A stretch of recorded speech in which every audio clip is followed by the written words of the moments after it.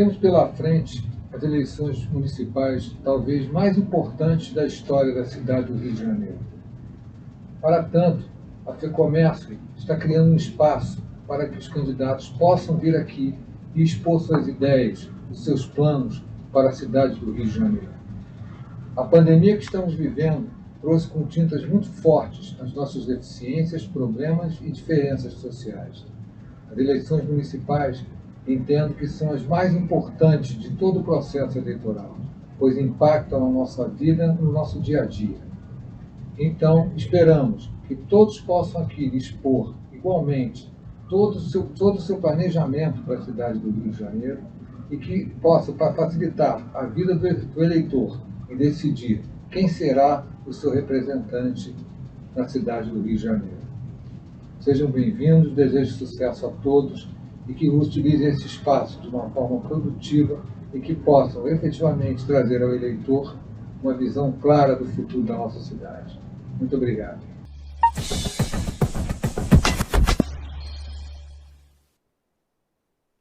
Olá, eu sou Bruna Fante, do jornal O Dia. Hoje, com o apoio da FEComércio, a gente continua a série de entrevistas com os candidatos à Prefeitura da cidade do Rio de Janeiro. Aqui, todos os candidatos darão entrevistas e aqui também todos podem participar enviando perguntas, inclusive você. Basta acessar a página do Jornal O Dia no Facebook e no YouTube e enviar sua pergunta nos comentários desse vídeo. Aproveite essa oportunidade de conhecer melhor o seu candidato. Hoje, a nossa convidada é Renata Souza, do PSOL. Boa tarde, candidata. Boa tarde. Para conduzir a entrevista comigo, o meu colega de redação, Anderson Justino, é o jornalista convidado. Boa tarde. Como de praxe, o Anderson vai fazer a primeira pergunta. Por gentileza, Anderson. Candidata, boa tarde. Muito obrigado por participar desse projeto aqui conosco.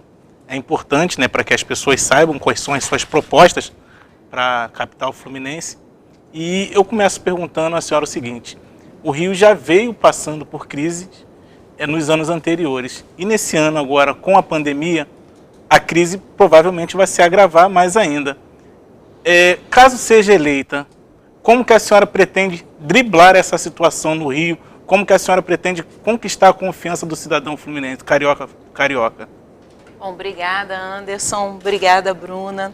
Quero agradecer a oportunidade do Jornal O Dia estar fazendo esse encontro, sem dúvida nenhuma, fortalece a democracia. Agradecer a FEComércio por ter cedido o espaço, é importante, afinal de contas, a gente vai ter poucos momentos de debates como esse e, essencialmente, quem perde é o cidadão carioca, que não está tendo a oportunidade de ouvir todas as propostas. E, por óbvio, né, quero aqui deixar a minha solidariedade a todos aqueles e aquelas que perderam seus entes queridos para a Covid-19, uma situação absurda. Hoje, no Rio de Janeiro, são mais de 11 mil pessoas que sucumbiram por conta do coronavírus, mas não foi só o coronavírus, né? As pessoas morreram também por causa da desigualdade social, junto com a corrupção que a gente teve no Rio de Janeiro, né?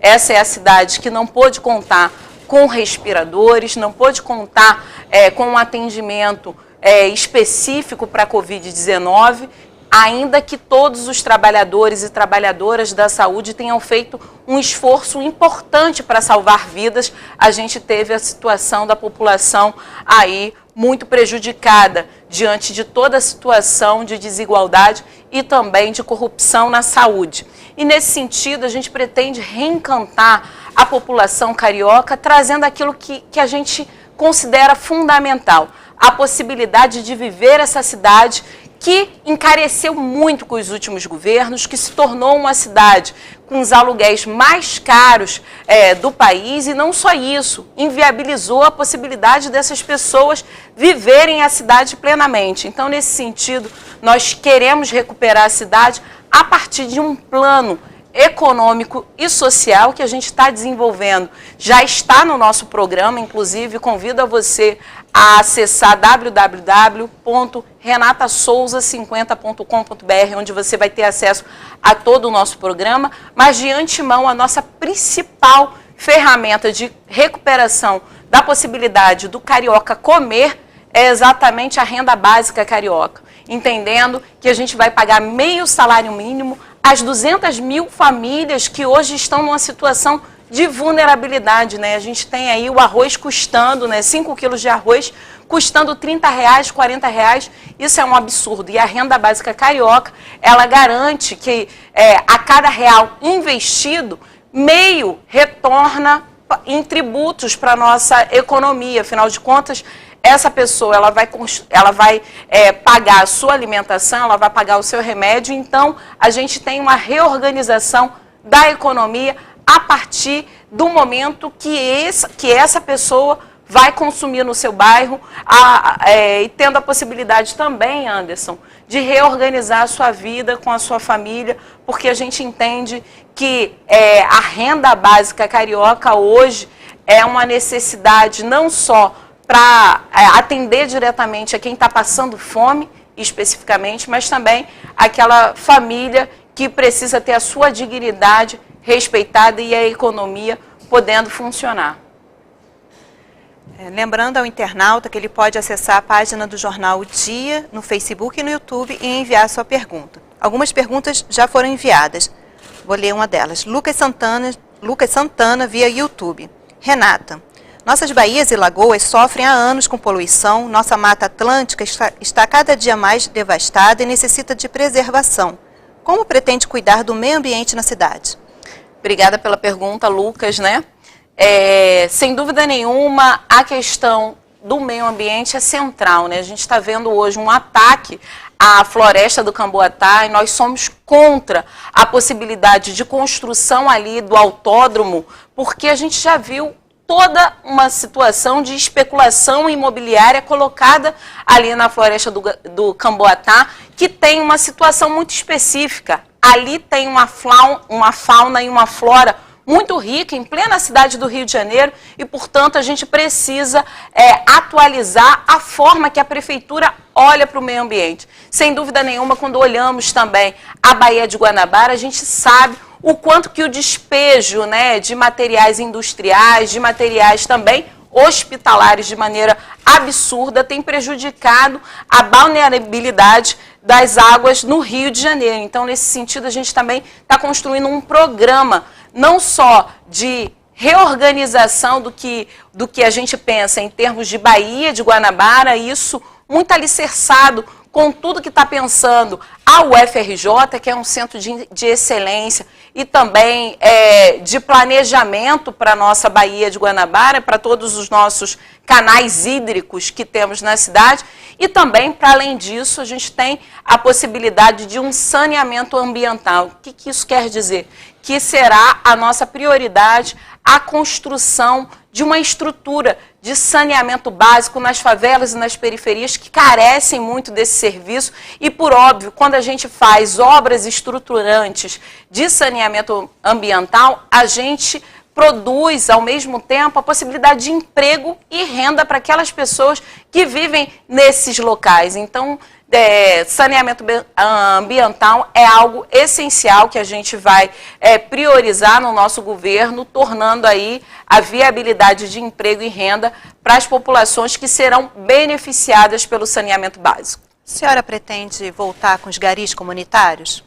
Sem dúvida, os garis comunitários são essenciais, afinal de contas, eu tenho uma experiência muito viva da cidade do Rio de Janeiro, eu sou cria da favela da Maré e eu tenho um especial carinho com os garis comunitários porque vi o quanto que eles são fundamentais dentro da favela, dentro da periferia, porque ele entende não só as necessidades locais, né, de garantir ali uma limpeza concreta das ruas, mas não só isso, garantir também que aqueles e aquelas que hoje vivem do recolhimento de materiais recicláveis possam, inclusive, ter aí a possibilidade da prefeitura, junto à Colurb, estimular e incentivar a coleta seletiva. Então, nós temos um programa que eu já disse para vocês que vocês podem acessar através de renatasouza50.com.br, onde a gente apresenta aí uma possibilidade enorme de uma cidade que seja sem plástico, uma cidade que seja sustentável e que respeite o meio ambiente. Candidata, o que falta para que a população que mora dentro das comunidades no Rio de Janeiro se sintam parte da população carioca. Qual tipo de política a senhora pretende fazer nas comunidades, sabendo que a maioria dos bairros hoje é em volta de comunidades aqui no Rio? Excelente pergunta, Anderson. A gente entende que a favela é cidade. Então, a gente defende um programa de construção dessa cidadania a partir da experiência concreta que a favela tem da cidade. Já acabei de dizer para vocês que eu venho da favela da Maré, experimentei essa cidade, experimentei o ônibus caro, experimentei ter que correr dentro da minha casa, correr de tiro, de bala perdida, experimentei me esconder no banheiro da minha casa com a minha família para não ser vítima de bala perdida. Então, eu sei o que as pessoas que vivem na favela da periferia passam cotidianamente para sobreviver.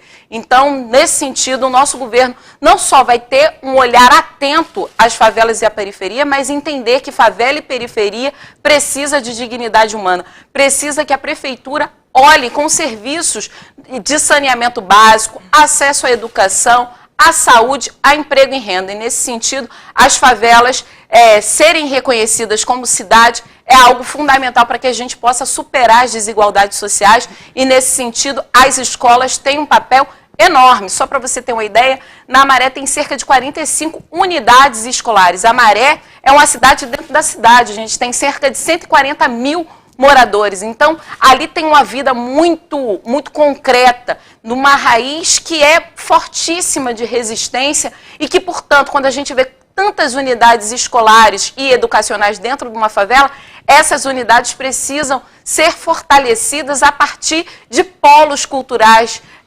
onde esse jovem, e a gente defende, Anderson, também, a educação integral. O que isso significa? Não que o jovem vai ser jogado, essa criança ou esse jovem vai ser jogado dentro da escola num horário estendido. Não, esse jovem vai ter acesso à educação, a um processo pedagógico que inclua a arte, o esporte e a cultura como temas centrais. Então, quando a gente está olhando essa favela, quando a gente está olhando essa periferia que foi tão e é tão discriminada por nossas políticas públicas muito pouco eficazes na favela e na periferia, a gente está dizendo que a favela é entendida como cidade para nós. Queria dar uma explicação à internauta, porque nós não estamos usando máscara aqui. Entre a gente está mantendo uma distância de 2 metros aqui no auditório da FEComércio, e todos que estão no auditório acabaram de realizar o teste rápido para coronavírus, que o resultado foi negativo para todos.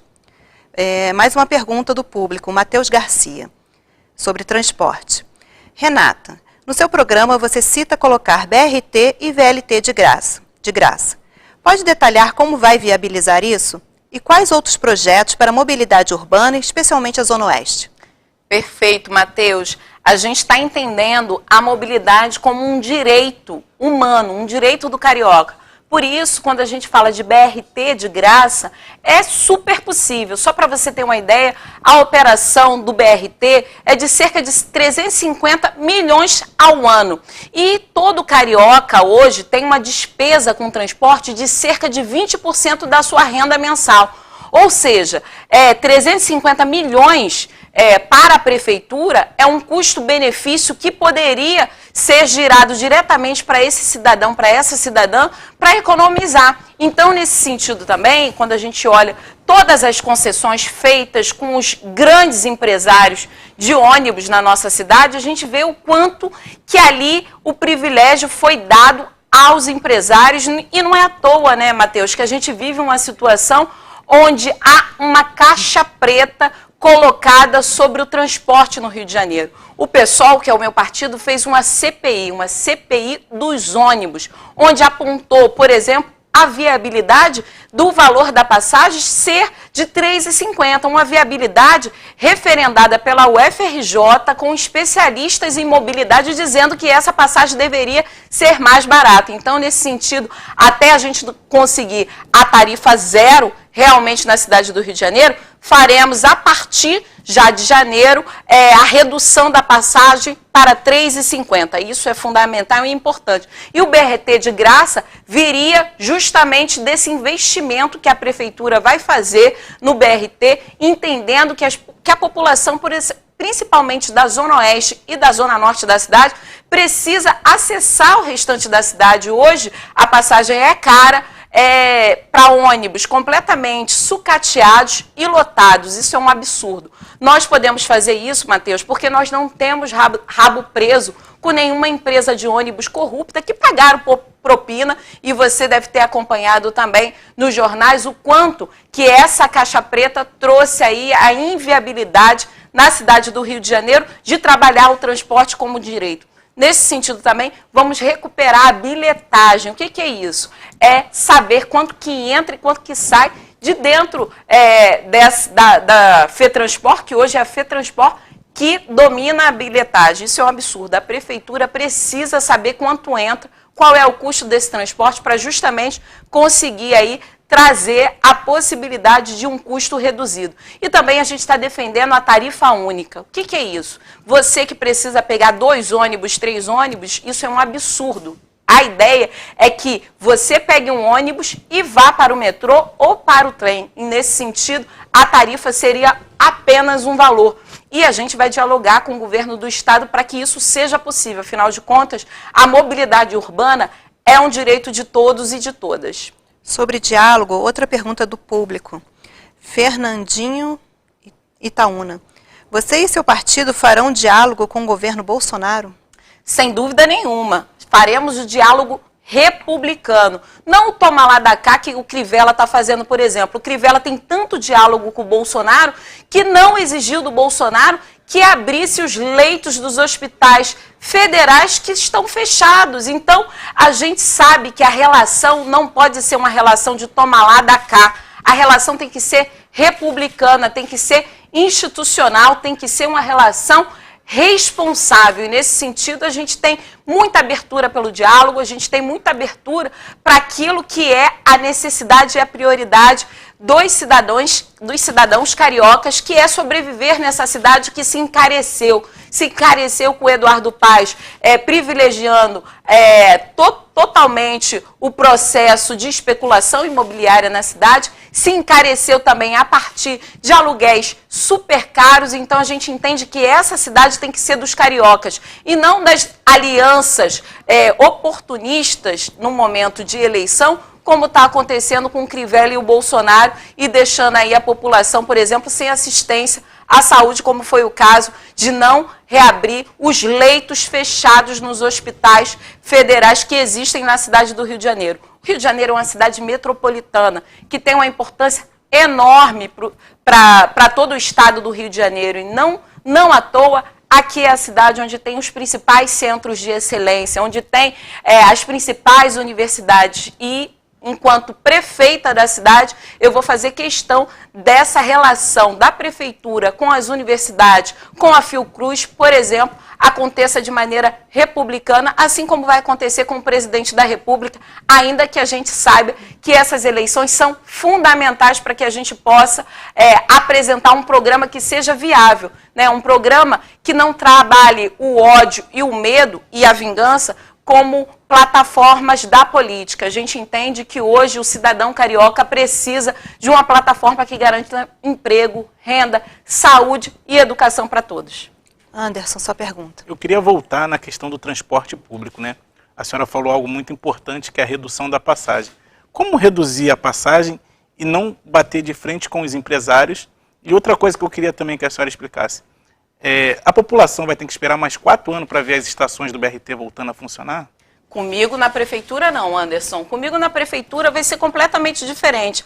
Afinal de contas, não temos rabo preso com nenhum empresário de ônibus. Anderson, o medo de bater de frente com o empresário de ônibus é porque essas pessoas que estiveram no governo nos últimos anos tiveram muita relação com esses empresários, inclusive bancando as suas campanhas eleitorais. Nós não temos rabo preso com o empresário de ônibus, então, efetivamente, transporte é um direito, e quando a gente fala que vai reduzir a passagem para R$ 3,50, como eu havia explicado anteriormente, nós fizemos uma CPI na Câmara dos Vereadores, CPI dos ônibus, e esse valor de R$ 3,50 é defendido, inclusive, pelo Ministério Público do Rio de Janeiro. Então, é viável, sim, essa redução imediatamente, e, por óbvio, quando a gente estiver na Prefeitura do Rio de Janeiro, a gente vai rever todas as concessões, vamos rever todas as licitações, porque o que foi feito, Anderson, foi justamente a apropriação do transporte público por muitos empresários que não estão, empresários corruptos, e é importante a gente fazer essa separação, sabe, Anderson? Porque a gente entende que tem muitos empresários hoje que lotearam o Rio de Janeiro, junto com o Crivella, junto com o Eduardo Paes, e que hoje querem retomar o poder, querem retomar essas concessões. Mas a gente não tem rabo preso, então para a gente não tem problema nenhum enfrentar um empresário corrupto e fazer com que ele entregue um serviço de qualidade para a população. Mais para uma pergunta do público. Sara Fernandes, via YouTube. Renata, quais os seus projetos para combater a intolerância religiosa, o racismo e a homofobia que tanto afetam a nossa cidade, principalmente com as religiões de matriz africana?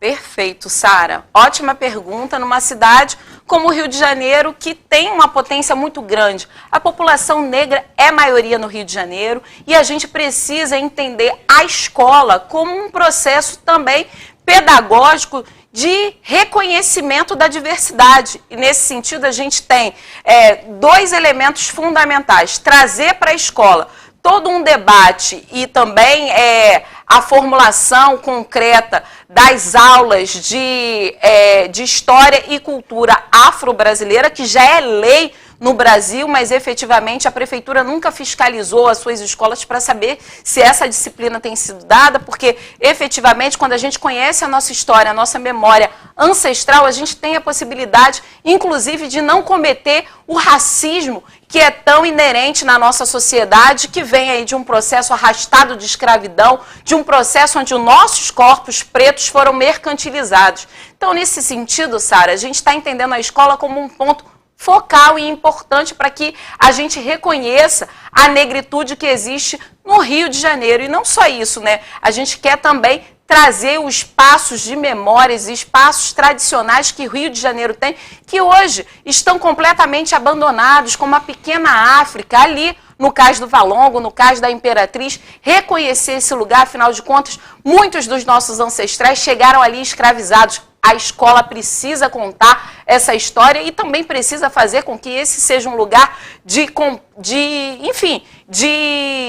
não só turismo, mas visitações escolares e pedagógicas a esse espaço tão fundamental. Então, reconhecendo a nossa história, a gente vai conseguir também que toda a lógica de intolerância às religiões de matrizes africanas sejam reconhecidas com dignidade. Afinal de contas, a gente não pode trazer o fundamentalismo religioso para dentro da política, como muitos candidatos hoje colocados, como o próprio Crivella, apostam na intolerância religiosa. Nós, pelo contrário, entendemos o quanto que o Rio de Janeiro é formado por essa negritude, é formado por essa história tão cruel e desumana com relação aos corpos negros e que a gente precisa contar na escola, mas contar do ponto de vista daqueles e daquelas também que sofreram com esse processo. Então, sem dúvida nenhuma, as religiões de matriz africana terá a sua possibilidade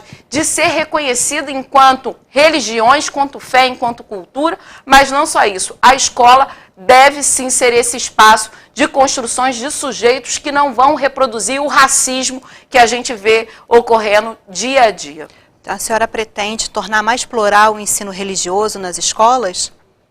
Na verdade, a escola, ela não é um lugar para você ter o ensino religioso em si. O que a gente tem que ter na escola é o reconhecimento de todas as religiões como algo central. A fé ela é muito importante, nós não somos contra a fé, pelo contrário, a fé ela ajuda o ser humano, inclusive, a curar suas dores da alma. Mas a gente tem que entender a escola como esse lugar da diversidade, como esse lugar do respeito à fé de qualquer pessoa que seja ela evangélica, seja ela candomblessista, seja ela católica. A escola é o lugar não só da tolerância, tem que ser o lugar do respeito, do reconhecimento de todas as religiões de maneira concreta. E nesse sentido também é importante dizer o quanto que a escola ela é não só esse lugar que pode fortalecer a memória local, mas também potencializar as culturas locais, porque quando a gente está pensando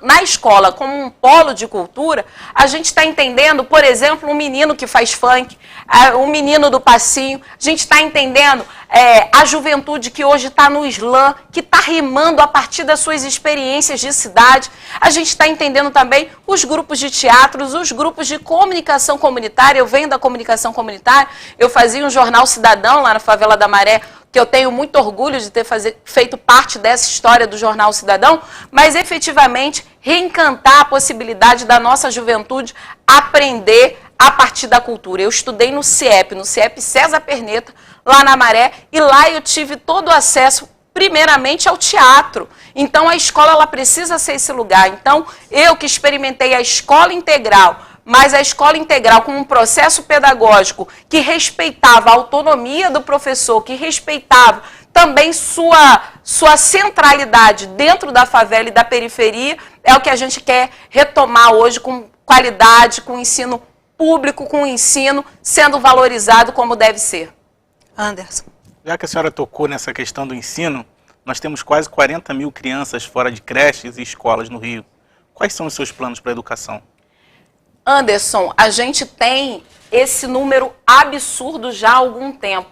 E quando eu falo das desigualdades sociais, eu vou dizer aqui, inclusive, quais são os bairros hoje que merecem mais atenção em termos de creche, que é basicamente os bairros da Zona Oeste, Campo Grande, Curicica, Santa Cruz. São lugares, Anderson, que faltam creche de maneira concreta. Então, essas quase 40 mil crianças sem creche hoje vai ter com a gente na Prefeitura da cidade do Rio de Janeiro algo chamado FUNCreche. Vamos criar um fundo municipal de creches para criar novas creches e zerar a fila de creches que hoje é de cerca de 40 mil, mas não só isso, a gente quer ampliar o serviço também garantindo dignidade ao trabalhador e à trabalhadora, esse servidor, essa servidora que trabalham nas creches. Então é central e importante que a gente entenda a creche como um direito das nossas crianças, mas também a oportunidade de seus pais, de suas mães, que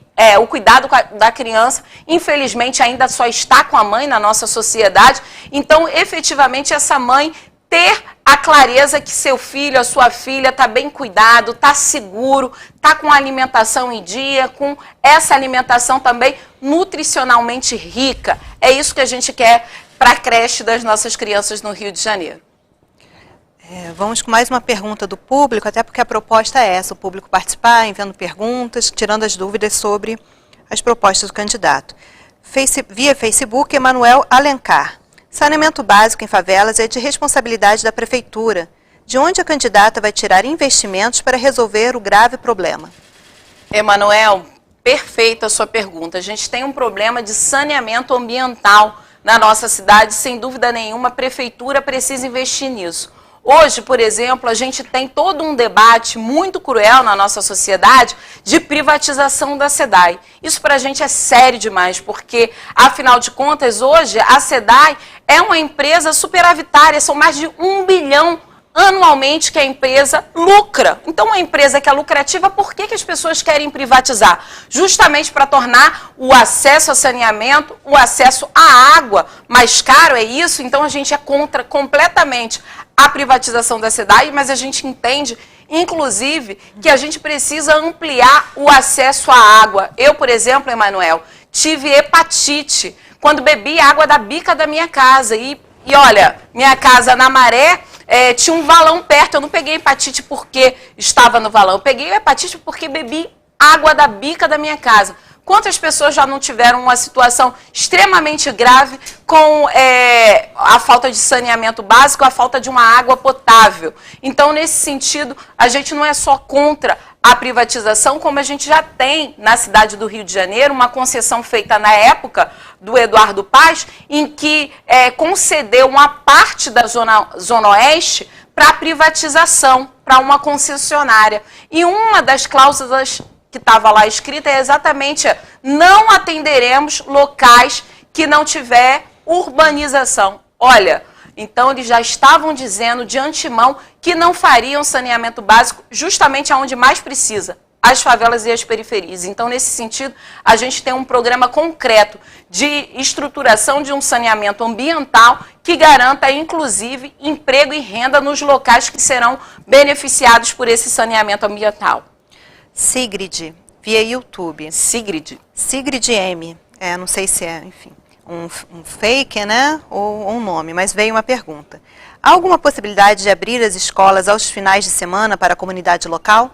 Sem dúvida. Quando eu estou pensando na escola como um polo de cultura viva, com alma, eu estou pensando nessa escola também aberta aos fins de semana. Mas como é que a gente vai fazer isso? Vai explorar o professor, aquele professor que já tem uma carga horária exaustiva? Claro que não. A gente vai ter um programa de construção da possibilidade dessa relação a partir de um agente de cultura que vai ter dentro da própria escola, para que a escola, no fim de semana, tenha uma gestão compartilhada com a comunidade que ela está inserida. Isso traria a possibilidade de mais um espaço cultural dentro das favelas e periferias, que muitas vezes não tem um equipamento cultural. Então, a escola que tem todo um equipamento, ela pode ser utilizada. E a gente também está pensando, essa escola no fim de semana, eu vim de pré-vestibular comunitário na Maré. Então, foi onde eu consegui entrar na universidade, fazer mestrado, fazer doutorado, e eu sei o quanto que a educação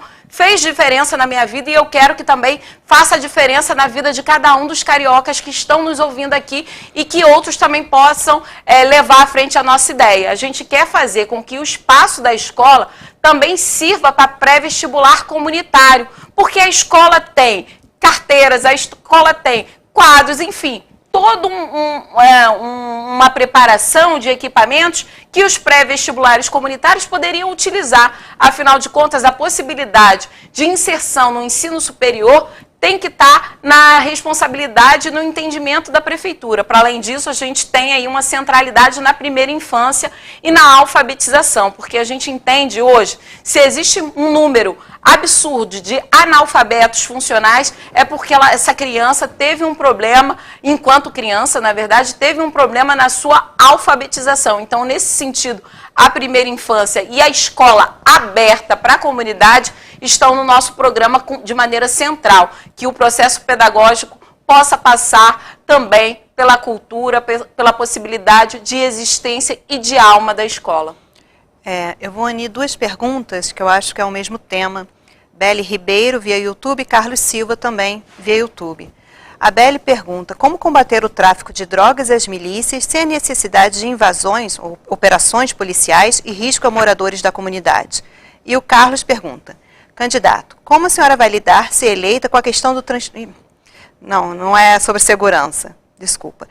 Emanuel Alencar. O que a senhora tem a dizer aos que chamam o PSOL de um partido que defende bandidos? Excelente, Emanuel e Beli, né? Beli, exato. Essas perguntas são importantes para a gente que vive numa cidade onde a lógica da guerra está colocada, né? Onde mega operações policiais ocorrem dia e noite, e a gente sabe o quanto que fragiliza a população local, mas a gente sabe também que a prefeitura, ela tem um lugar não de fazer operações policiais, não é esse aparato que a prefeitura pensa em termos de segurança. A prefeitura trabalha basicamente na segurança preventiva. O que é isso? Fazer um trabalho de assistência social, de oportunidades para a nossa juventude, e a gente quer disputar sim a nossa juventude, afinal de contas a gente quer esse jovem no banco da escola, e não no banco dos réus, ou não no chão, jogado e morto numa lógica de guerra absurda como ocorre no Rio de Janeiro. A prefeitura tem que ter responsabilidade, afinal de contas, foi dentro da escola, de uma escola municipal em Acari, que foi morta a Maria Eduarda. Foi um aluno da escola municipal da Maré, o Marcos Vinícius, que morreu a caminho da escola. Foi também a aluna Ágata Félix, que morreu, uma aluna da escola municipal, que morreu no Complexo do Alemão com um tiro de fuzil. Ou seja, se a prefeitura não olha com humanidade para o que está acontecendo nas favelas com os seus alunos, a prefeitura está perdendo seus alunos para violência. A gente não tem qualquer forma de fazer com que negligenciamos essa situação onde a prefeitura se coloca numa situação que não tem nada a ver com isso. A prefeitura, sim, tem que fazer com que o Estado se sensibilize e não realize operações policiais perto de escola e perto de postos de saúde e nem de UPAs. A gente precisa, essencialmente, sensibilizar a população. Agora, afinal de contas, quando a gente olha para a situação das milícias, tem um outro papel da prefeitura que é fundamental. Por exemplo, a regularização das vans na Zona Oeste, porque hoje esses motoristas de vans são completamente ameaçados pelas milícias e a gente tem coragem para enfrentar. Além disso, a gente tem que também olhar como é que está ocorrendo a distribuição de gás. E não só isso, não só a distribuição de gás, que também é algo que o governo federal deveria estar preocupado. Afinal de contas, durante a pandemia, o valor do gás aumentou absurdamente, em especial nas favelas de milícias. Um minutinho?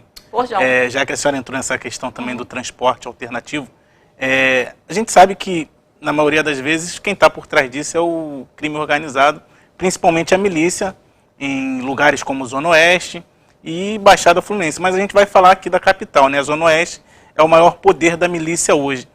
Como a senhora pensa a segurança pública para isso também? Como combater esse transporte irregular? Como combater a venda ilegal dos comércios, que a maioria vendem o produto que é roubado pelo tráfico ou pela milícia? Como que a senhora enxerga isso e como pretende combater esse tipo de... Fiscalização, Anderson. Na verdade, se a milícia chegou com o poder que chegou hoje no transporte alternativo, né, basicamente nas vans, e também na distribuição de gás, e também nos prédios que a milícia construiu, que a gente precisa lembrar, né, Anderson? A milícia tem investimentos em diferentes lugares. 2 prédios caíram, Anderson, matando 22 pessoas na Zona Oeste.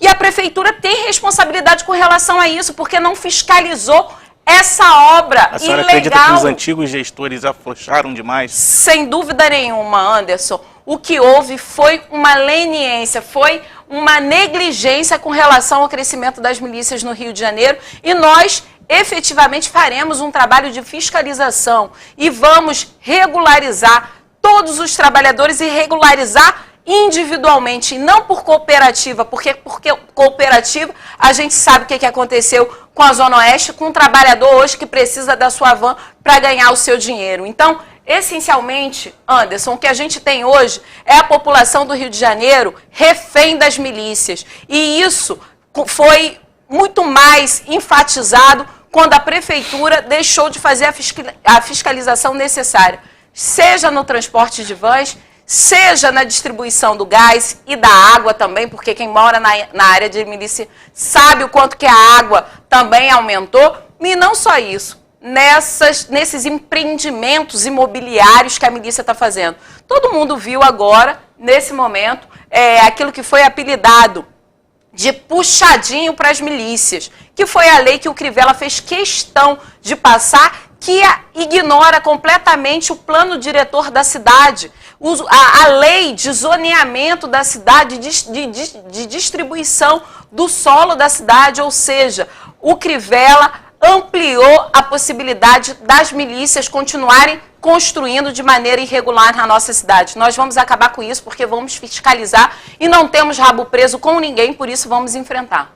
Vamos lá, uma pergunta do presidente da FEComércio, Antônio Florencio de Queiroz Júnior, sobre esse assunto ainda, em parte sobre segurança, em parte sobre comércio.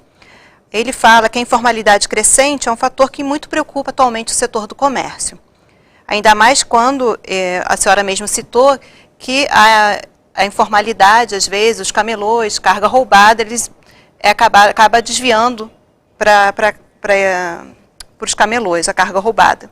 Por outro lado, reflete o sério problema social que todos temos consciência. Qual a sua avaliação do assunto e proposta para enfrentar esse problema, de forma que se estabeleça uma concorrência equilibrada? Bom, Antônio, sem dúvida nenhuma, há uma situação limite hoje no Rio de Janeiro que se revela ainda mais grave com relação à pandemia, né? A gente já tinha, antes mesmo da pandemia, uma situação de desemprego, então as pessoas estão com dificuldade de acessar empregos formais, e nesse sentido, quando a gente está falando das obras que a Prefeitura vai realizar, seja com saneamento básico, seja com a estruturação e a possibilidade, inclusive, importante a gente falar isso aqui, do complexo industrial da saúde que vamos implementar na cidade do Rio de Janeiro, entendendo as potencialidades que o Rio de Janeiro tem, com a Fiocruz aqui do lado, com a UFRJ, a UERJ, mas, enfim, a possibilidade de gerar empregos desde a construção civil até cientistas. Então, nesse sentido, a gente vai utilizar o poder de compra da Prefeitura para gerar novos empregos e trazer uma nova reorganização da economia no Rio de Janeiro. Mas, essencialmente, a gente tem um aumento dos trabalhadores informais, de trabalhadores ambulantes. Primeiro, a Prefeitura precisa enxergar essas pessoas com dignidade. Afinal de contas, hoje, efetivamente, temos uma situação onde as ruas são tomadas por aqueles e aquelas que não querem passar fome. Então, a Prefeitura tem que fazer esse mapeamento de quem hoje está na rua, como é que traz toda uma possibilidade de regularização também a partir desse material, enfim, desses objetos que estão sendo vendidos nas ruas. A Prefeitura pode fazer um trabalho preventivo e, sem dúvida nenhuma, a gente vai estar aberto ao diálogo com os camelôs, com os ambulantes, porque tem muitos que dependem essencialmente da rua para sobreviver, mas a Prefeitura quer encarar com uma forma de dar uma legalidade, um reconhecimento a esses trabalhadores e essas trabalhadoras. E, por óbvio, quando o senhor traz a questão do roubo de cargas, esse roubo de cargas, ele tem que ser resolvido pelo governo do Estado, que tem a possibilidade de investigar e de também trazer um processo preventivo para evitar o roubo de carga. Mas, essencialmente, a gente não pode chegar só na ponta. A gente precisa ter diálogo com o governo do Estado, inclusive, para que a gente não tenha a fragilização daqueles e daquelas que estão na rua hoje, tentando ter formas de levar o que comer e o seu sustento, que essa pessoa possa ser regularizada, ser legalizada, e a gente entender também que o Sistema S é importante nesse sentido para a qualificação desses trabalhadores, para a profissionalização desses trabalhadores que hoje perderam a sua renda, perderam o seu emprego. A senhora falou sobre potencialidades da cidade. Quais são suas propostas para o turismo? Bom, o turismo é algo central, mas a gente também precisa entender que o Rio de Janeiro ele não pode funcionar datado, né? Então, o carnaval é excelente, é importante, mas todos os fazedores e fazedoras hoje de cultura, de carnaval, e que experimenta esse momento justamente para reenergizar a economia da cidade, precisa ter o que fazer o resto do ano. Então, nesse sentido, a Prefeitura pode potencializar festivais locais, sarais, pode trazer para o agente de turismo novas formas de relação com a própria escola e trazer esses lugares de memórias para roteiros das escolas também. Então, a gente garantiria aí emprego o ano inteiro para quem hoje é guia de turismo, né? Porque guia turístico é o panfletinho, né?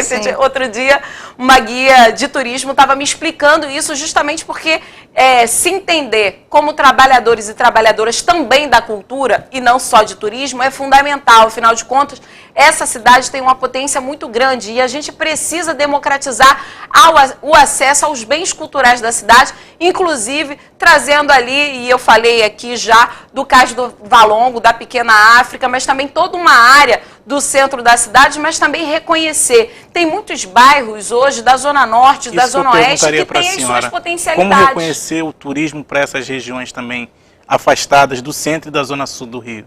Exatamente. A gente quer fazer um mapeamento, Anderson, que garanta a possibilidade de reconhecer a potencialidade bairro a bairro. Isso vai exigir que a gente, inclusive, considere os atores locais, né, esses fazedores de culturas nesses bairros, para que possam dizer, olha, aqui tem o Coreto X, que pode ser visitado, porque aqui teve a história tal, tal, tal. Isso é importante. E não só isso, né? A gente também quer que todas as escolas de samba, as quadras de escolas de samba, que infelizmente só acabam funcionando ali datadamente por causa do carnaval, se transforme nesses lugares de memória também, por que que não?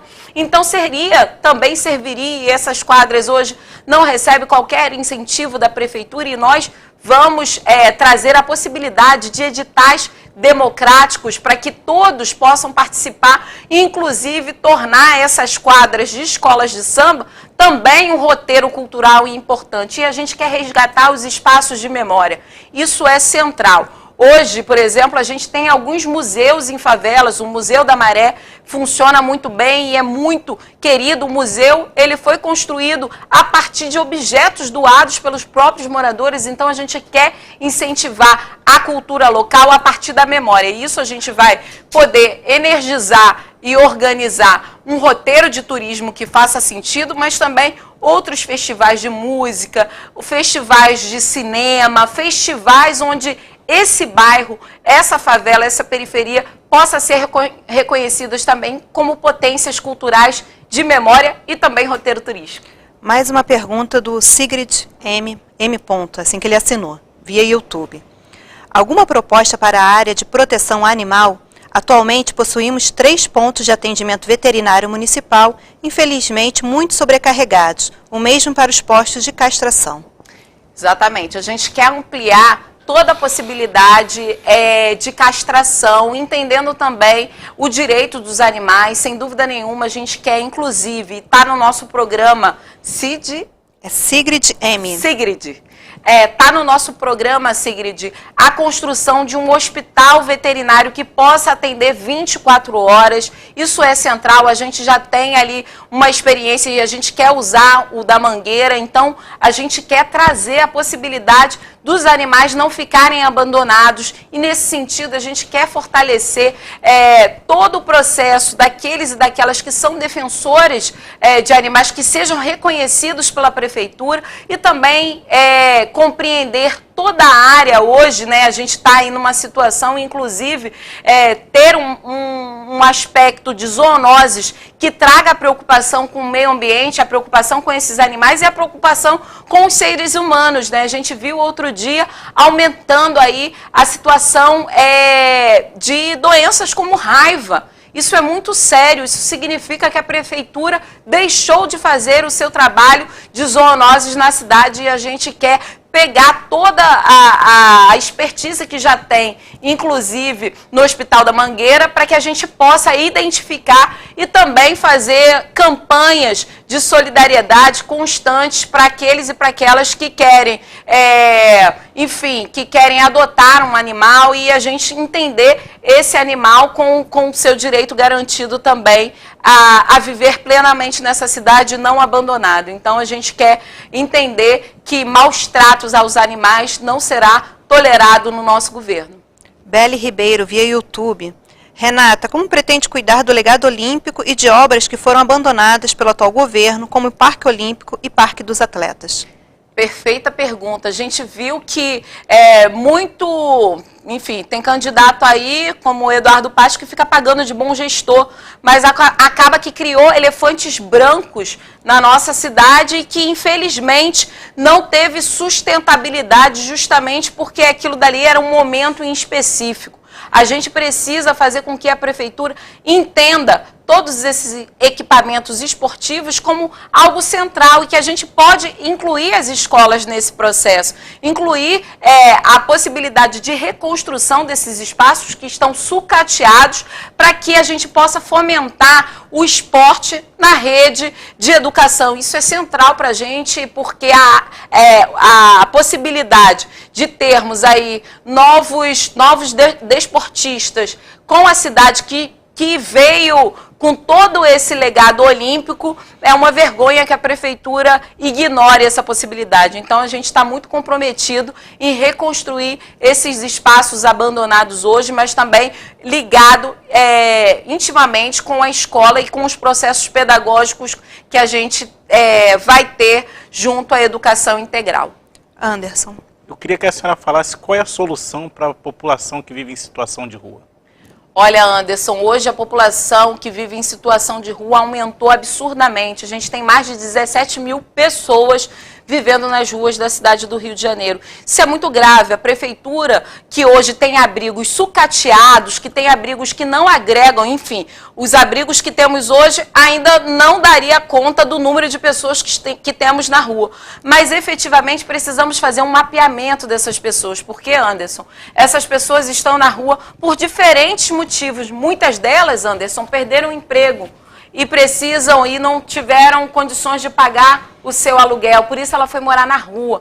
Outras, e isso a gente encontra muito no centro da cidade, são pessoas que vivem no centro da cidade a semana inteira e só volta para o seu local de moradia no fim de semana, porque ela tem um transporte muito caro e se ela tivesse que voltar todos os dias para casa seria absurdo e ela perderia o seu emprego. E tem outras pessoas, por óbvio, que estão em sofrimento mental e tem outras que estão com problemas de drogadição. Então, nesse sentido, um mapeamento concreto do que levou essa pessoa à rua, ela precisa ser feita. E para isso a gente vai organizar o consultório de rua, onde teremos psicólogos, assistentes sociais, enfim, enfermeiros que possam também trazer um diagnóstico concreto dessas pessoas que estão em situação de rua, para que a gente possa trazer a possibilidade de dignidade. E, além disso, por óbvio, né, disse para você que muitas pessoas foram para a situação de rua porque perderam seus empregos, porque não tem moradia digna. Para além desse diagnóstico de assistência social e psicológica que faremos um diagnóstico em termos de renda dessa pessoa, né? Então, para isso, a gente tem um projeto do Habita Rio, que é transformar, por exemplo, a área do Porto como moradia. A gente tem chamado, Anderson, de Porto Moradia. A nossa ideia é criar 100 mil novas casas e 50 mil dessas casas serem no Porto. O Porto e o centro da cidade são onde tem mais imóveis vazios na cidade do Rio de Janeiro. Então, a gente precisa dar a sua utilidade de moradia popular, a sua utilidade que a Constituição prevê. Então, nesse sentido, a gente ter a possibilidade de 50 mil moradias no Porto para que essa pessoa esteja próxima do maior número de ofertas de empregos, que é o centro da cidade. Para isso, a gente traria mais segurança para o centro da cidade, porque mais pessoas circulando, mais seguro fica aquele espaço, porque hoje o centro da cidade está completamente abandonado. É uma vergonha que a prefeitura tenha feito isso, e não só colocado a cidade de maneira a ignorar a potencialidade que o centro da cidade tem, em termos de serviços, em termos culturais. Então, quando a gente coloca um Porto Moradia, a gente traz para a cidade uma nova alma, um novo ser e estar num centro da cidade que não pode ser sucateado. A gente quer trazer a possibilidade de dignidade humana para aqueles e para aquelas hoje que não têm moradia no Rio de Janeiro. Eu queria que a senhora me respondesse bem rápido qual vai ser o papel da prefeitura para mulheres vítimas de violência doméstica. Olha, Anderson, a gente tem um pacto que se chama um Pacto pela Equidade de Gênero e Raça na cidade. Isso a gente faria desde a prefeitura, se a gente assumir a prefeitura, a gente vai ter essa equidade de gênero e raça no nosso secretariado e também nas empresas que toparem o nosso selo de equidade de gênero e raça, para que essa mulher tenha acesso ao emprego, para que esse negro, essa negra também possa ter cargos de chefia, que para a gente é tão fundamental e importante. E nesse sentido, Anderson, quando a gente fala da violência doméstica, muitas vezes essa mulher está submetida justamente porque ela não tem um emprego e ela depende materialmente e financeiramente desse companheiro. Então a gente precisa trazer esse elemento importante para que essa mulher tenha sua autonomia financeira e não dependa desse companheiro agressor.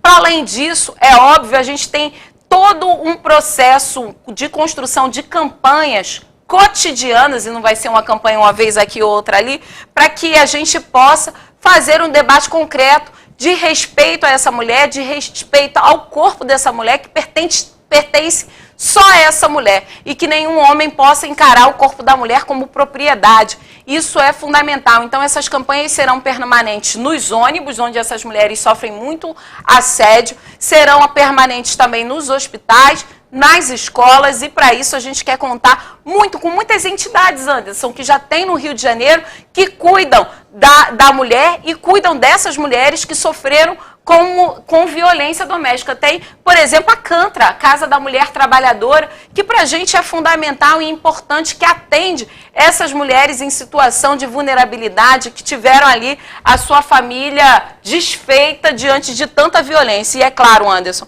o que a gente faz é uma aposta preventiva, porque a gente não quer tratar de violência da mulher contra a mulher só no momento que ela sofre um feminicídio. A gente precisa que a prefeitura trabalhe na prevenção para que essa mulher, nenhuma mulher seja vítima de violência. Eu selecionei algumas perguntas do público, eu peço só para a senhora responder de forma rápida, porque o nosso tempo já está estourando. Responder rápido? Sei que é um pouquinho difícil, mas são perguntas bem diretas. Tá bom. A candidata é a favor ou contra a derrubada da floresta do Camboatá? Felipe Annunziata. Sou completamente contra. Ali tem uma fauna, uma flora super importante que a gente quer preservar. Daniel Duarte de Almeida. A senhora vai convocar os aprovados do concurso da Guarda Municipal de 2012? Sem dúvida, a gente quer dar garantia de dignidade àqueles que fizeram o concurso, mas também aos guardas municipais que já existem. Infelizmente, hoje eles falam que a pauta central tem que ser o armamento da guarda. Somos contra, a gente quer dar dignidade e valorizar o guarda municipal para que ele possa ter o seu trabalho digno. Beatriz Dávila, vai retornar com pedágio da linha amarela? Bom, a linha amarela não pode ter pedágio, a gente é completamente contra a esse pedágio, isso daí foi de novo mais uma artimanha do governo passado que tentou vender o direito de ir e vir do cidadão carioca. Obrigada. Eu queria agora, por final, que a senhora olhasse para a câmera ali onde está o Cadu e falasse ao carioca por que ele deve eleger Renata Souza, do PSOL, como a sua próxima prefeita. Bom, falando com o carioca e com a carioca, eu sou Renata Souza, sou cria da favela da Maré, experimentei na pele todos os problemas que a gente acabou de relatar aqui e, sem dúvida nenhuma, eu tenho um compromisso que não é só eleitoral, eu tenho um compromisso com a dignidade humana. Nesse sentido, ter uma mulher preta da favela que experimentou na pele toda essa situação, mas também que conseguiu, a partir da educação, e por isso que eu valorizo a educação e os professores, a conseguir aí chegar na universidade, chegar no mestrado, no doutorado. Eu quero que todos os cariocas tenham a mesma oportunidade que eu e, por óbvio, isso depende de investimento da prefeitura, isso depende que a prefeitura olhe para o cidadão de maneira muito concreta. E, nesse sentido, eu estou muito disposta a construir a possibilidade de viver nessa cidade que se encareceu, que foi entregue a um balcão de negócios onde as máfias dos transportes, da saúde, a máfia da especulação imobiliária mandou em tudo. Como nós não temos rabo preso com nenhuma dessas máfias e nunca tivemos no palco eleitoral do Cabral, do Garotinho, do Pezão, do Crivella, nem do Eduardo Paes, a gente tem coragem para enfrentar essas máfias e tornar o Rio de Janeiro uma cidade para que você possa viver de maneira concreta, digna, onde o seu acesso à saúde, à educação, à mobilidade, a saneamento básico será garantido. Então, por isso, vote Renata Souza 50, porque nós temos coragem para mudar. Obrigada, candidata, pelos seus esclarecimentos. Nessa 1 hora, a senhora respondeu sobre segurança, turismo, comércio, escolas, mas desde já eu informo que tem várias perguntas no vídeo, nos comentários desse vídeo, se a senhora quiser acessar na página do Jornal o Dia, no YouTube e no Facebook, para responder essas outras perguntas do público. Agradeço também ao Anderson por me ajudar aqui na condução da entrevista e agradeço ao internauta que enviou as perguntas e desde já informo que a nossa série de entrevistas com os candidatos à Prefeitura da cidade do Rio de Janeiro continua na próxima semana. Segunda-feira, a entrevistada será Marta Rocha, do PDT. Até segunda-feira. Obrigada.